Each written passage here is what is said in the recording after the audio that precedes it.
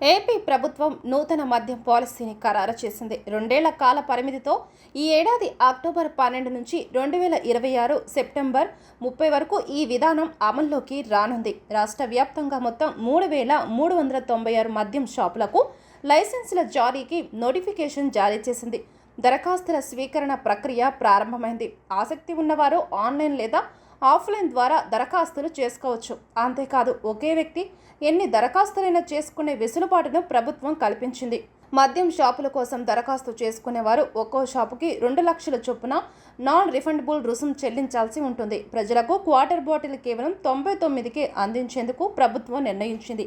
ఈ నెల 12వ తేదీ నుంచి ఆంధ్రప్రదేశ్లో అతి తక్కువ ధరకు ప్రీమియం మద్యం అందించనున్నారు. ఇంత తక్కువ ధరకు నాణ్యమైన మద్యం ఏపీలో తప్ప భారతదేశంలో మరెక్కడా దొరకదు.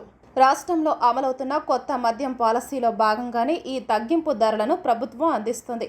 ప్రభుత్వం తన కొత్త మద్యం పాలసీ ద్వారా అదనపు ఆదాయాన్ని ఆర్జించాలని లక్ష్యంగా పెట్టుకుంది. దాన్ని అమలు తర్వాత రాష్ట్ర ఆదాయం 5,500 కోట్లు పెరుగుతుందని అంచనా వేసింది.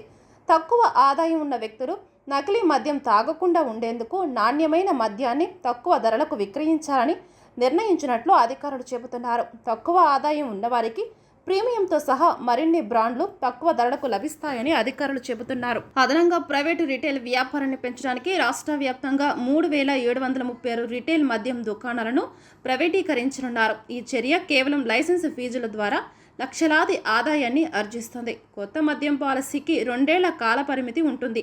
ఇది కుటుంబ విచ్ఛిన్నాలకు దారితీస్తుందని కొందరు విమర్శిస్తున్నారు.